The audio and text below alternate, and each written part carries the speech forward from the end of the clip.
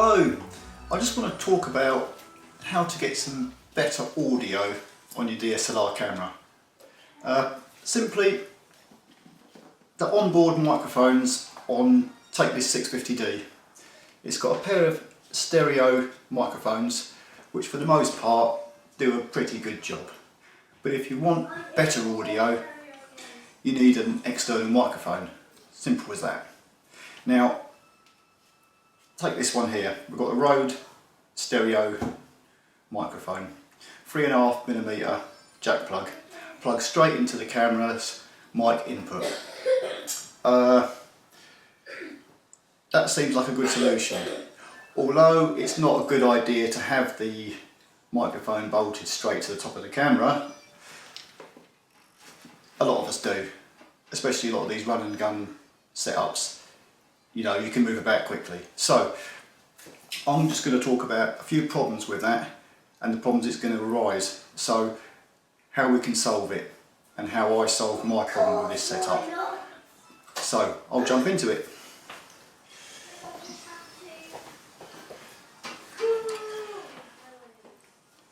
Okay, so we've got our camera and all we want to do is pop a microphone on top like that. Now that sounds all well and good, and you would expect to just plug this in to your mic's input and you're good to go, right? That's what you're supposed to do. But unfortunately, life isn't that simple. These DSLR cameras have a bit of a problem, especially these Canon ones. If I show you,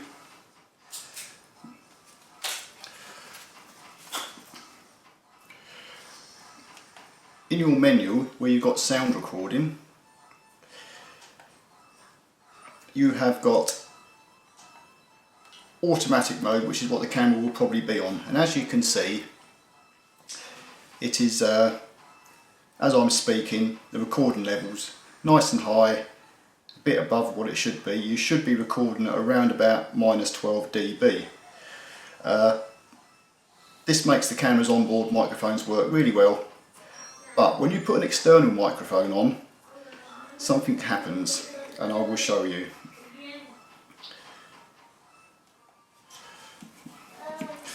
So,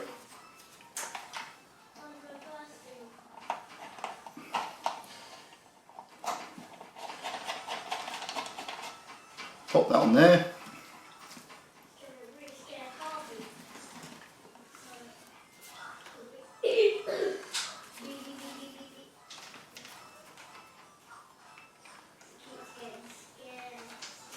Pop it into the mic's input. Now, when I go into my menu setup,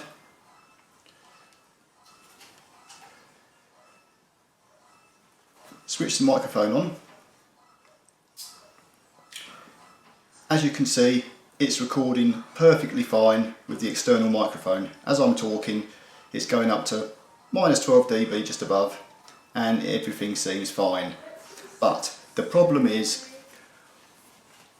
when you play back your video in your editing software, whatever that might be, you will come across a rather large problem, and you'll find you've got a lot of hiss in your audio. And that hiss is caused by the camera's built-in preamp, and it really messes your audio up. You can get rid of it in post, but it will distort your audio, and it would take you forever and a day to try and get your audio good again, which you're never really going to do. And the whole purpose in the first place was to put this mic on and get some nice clean audio, better audio than the onboard mics. So, how are we going to fix this? Well, one option is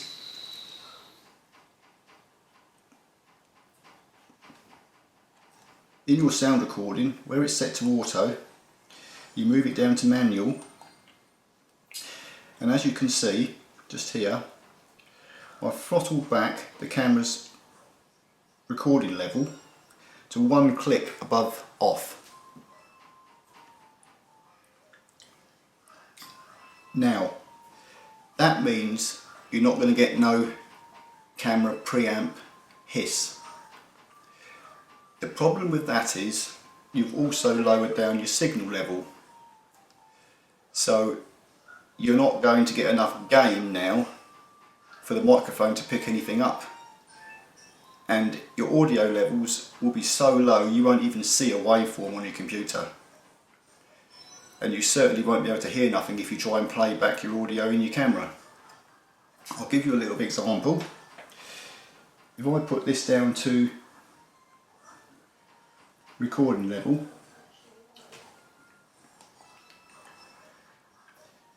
with the mic switched on, and it is set at 0 dB, sorry. As I'm talking into the microphone, I'm not even getting a signal at all. 1, 2, 3. If I speak quite loudly, 1, 2, 3, you're getting a little bit of a signal, but basically I'm speaking quite normally, about 6 inches away from the microphone, and it's not even picking anything up. That's a problem, because you'd have to raise your audio levels in post stupid amounts, and it's not going to sound right. So we're still stuck. So how are we going to fix this problem? Right, I'm going to give you the straightforward solution. Nice and easy. I'll take this microphone off.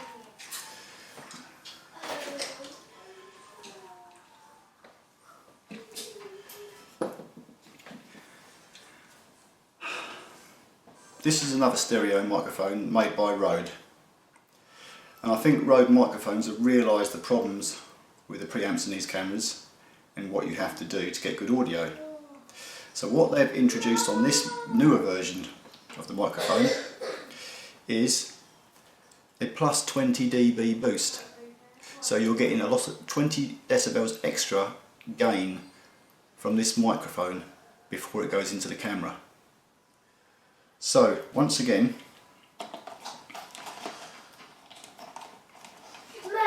I'll pop that microphone onto the camera, plug it into the mic's input,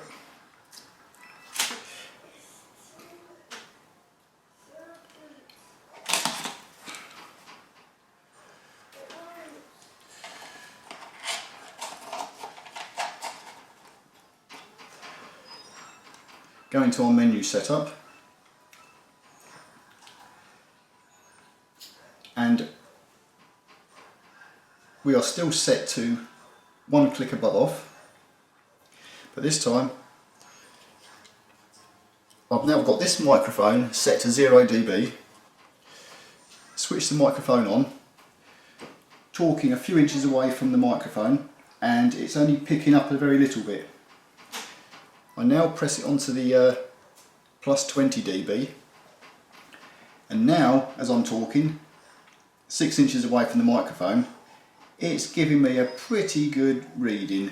It's nicely a little bit below minus 12 dB, but you can always raise your audio up a few decibels in post, no problem.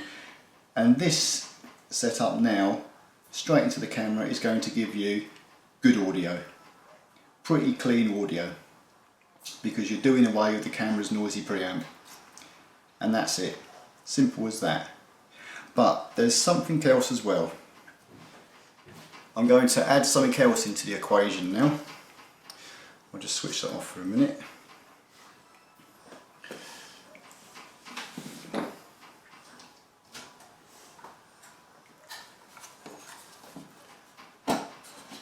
This is a Juiced Link Riggy Assist RA202. Now this is what is known as a low noise pre-amplifier. This is what you could use with the other, where will I put it? You could use this with this microphone, and this would raise the gain up easily enough for this microphone here at 0 dB to work perfectly fine. So, do I need this preamplifier with this microphone? And there's two answers to that. The first answer is not really. This one works pretty nice. I'm not really getting hardly any noise whatsoever. The audio is excellent, but when I say you may well need this juice link, it's because of the fact that this juice link has a few features if you really want to step your game up a little bit. It has a gain switch here, so if you are recording in very quiet sounds with this microphone, you can raise the gain up. And believe me, these juice links have got lots of gain. So that's one feature. Another thing is, you've got a pair of meters here. You calibrate this juice link to your camera, and simply put, you can monitor your meters here, because on this camera, although I can see my audio in the menu setup, when I'm videoing and I press that record button, I've got no audio meters, and unfortunately Magic Lantern don't have audio meters for the 650D yet either. So I've got audio meters I can see. Also, there is a headphone jack plug here, so I can plug headphones into this Riggy Assist and I can listen to the audio I'm recording through headphones, so I'm hearing it in real time. The audio that I will be hearing will be what's going through this Riggy Assist, not your camera. So as long as you make sure that your microphone is actually plugged into the Riggy Assist, you're fine. And while we're on the subject of this, I will just show you how it fits on.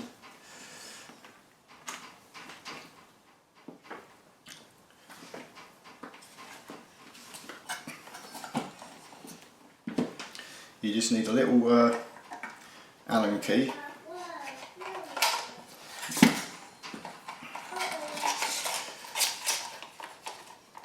It just screws onto the base of your camera. The lead that comes out from your mic out in the Riggy Assist goes to your mic input in your camera. I'll just move that out there so you can see that. And then your microphone lead jack plug. Just while we're on this part, these Riggy Assists have two XLR inputs, and we've got a jack plug here, so we need to use a 3.5mm jack plug to XLR adapter. And just one thing to bear in mind if you ever do go down this route, this is a stereo microphone, and Rode also sells the shotgun microphones, which are mono. There are two different types of these adapter. This is the one for stereo, and if you have the shotgun version of this microphone, you need the other version of this adapter, because this will not work with a mono shotgun mic. If you have a Rode NTG2 or something, then no problem. You'll just plug straight into your XLR. Job done. But as we're on the subject of jack plugs, that will plug into there. Your microphone will plug into the adapter. Now,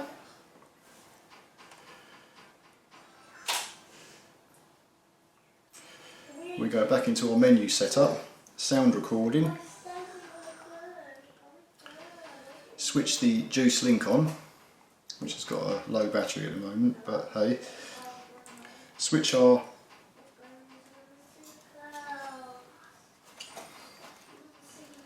microphone on. I'm at 0 dB at the moment on the microphone, and as I'm talking I'm going to turn up the gain on the juice link. So 1, 2, 3, 4, 5, 6, 7, 8, and as you can see, as I've turned the preamplifier up, the gain is beautiful, just below -12 dB, perfect.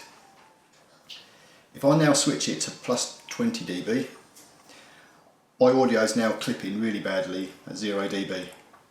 So I just turn the gain back down, and you just set it to the point where you think it's about right for what audio you're going to be recording.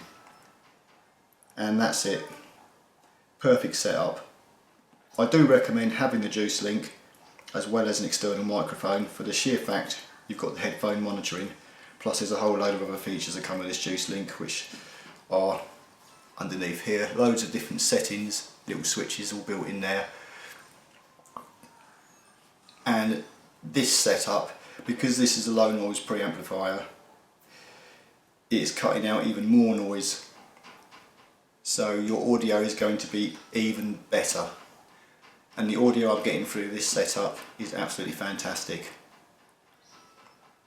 If I had which I don't, but if I had a XLR microphone, which are much less susceptible to noise, the audio would probably be even better.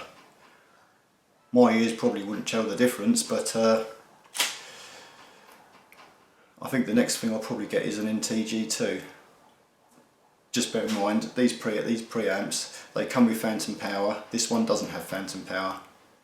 So if I had to have a XLR input microphone, it would be an NTG2, because it has a battery to power the microphone.